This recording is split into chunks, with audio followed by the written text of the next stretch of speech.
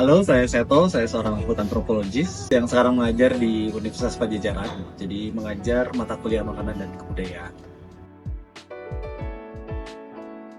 Saya sehari-hari selain mengajar gitu, saya juga melakukan riset-riset tentang gastronomi Indonesia. Jadi keliling-keliling untuk meneliti makanan-makanan yang ada di Indonesia, juga kaitannya dengan budaya makan masyarakat Indonesia. Jadi ngomongin makanan, gak cuma ngomongin soal apa itu yang ada dalam makanan, ingredient apa yang ada dalam makanan, tapi juga bagaimana masyarakat mengapresiasi makanan tersebut.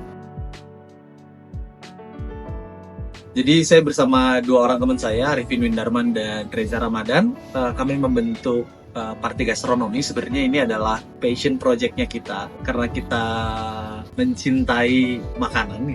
Jadi kita melihat makanan bukan hanya sebagai sesuatu yang bisa dimakan, tapi juga bisa dipikirkan, bisa didiskusikan. Dan Parti Gastronomi sendiri adalah sebuah kolektif yang berusaha mendokumentasikan gastronomi Indonesia. Ilmu yang mempelajari tentang makanan, tapi tidak hanya berbicara soal makanan itu sebagai sebuah komoditas, tapi juga kita mempelajari apa saja yang mempengaruhi makanan tersebut hadir, baik itu budayanya, ekosistemnya, proses pembuatannya, dan lain-lain.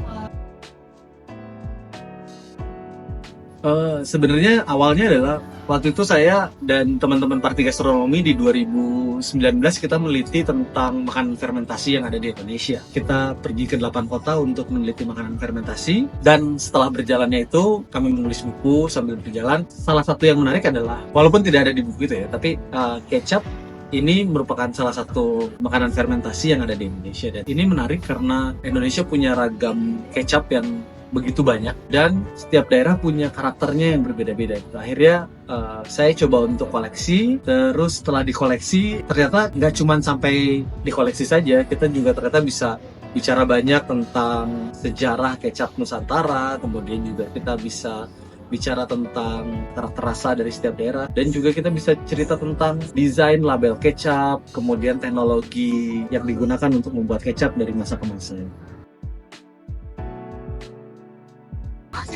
Ya, sebenarnya waktu itu di 2021 saya masuk MasterChef karena saat pandemi itu. Jadi sebelum pandemi itu kan biasanya saya pergi untuk riset ke berbagai tempat gitu. Dan ketika pandemi kita nggak bisa kemana-mana gitu. Terus tiba-tiba muncul di sosial media ada seleksi untuk menjadi kontestan MasterChef. Terus ya udah, itu kayak random aja gitu. Terus saya coba bikin video untuk online submission, ternyata masuk gitu. Kondisi aja ketika itu pandemi, saya ngajar dari rumah via online, dan ini kayaknya ada peluang nih saya bisa ikutan MasterChef sambil saya mengajar juga, karena mengajarnya kan online. Jadi dua pekerjaan sekaligus bisa dikerjakan. Buat saya, makan bersama di meja makan itu adalah sebuah proses transfer pengetahuan, transfer kebudayaan dari orang tua, dari orang yang lebih tua kepada orang yang lebih muda. Karena kebiasaan makan bersama ini menjadi penting untuk kita mentransfer kebiasaan makan dari generasi sebelumnya. Saya sih sebenarnya paling suka makan cilok sih ya. Buat saya cilok tuh kayak dia tuh menyelamatkan perut-perut lapar orang-orang sibuk lah, kira-kira gitu. Jadi kita bisa beli dengan cepat dan sedikit kenyang dengan itu.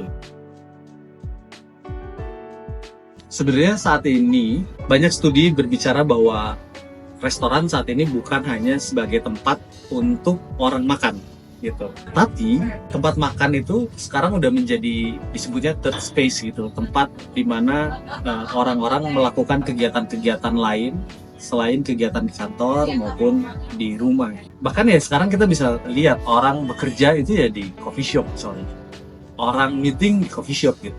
Sementara kantor itu hanya sebagai tempat mereka memproduksi sesuatu.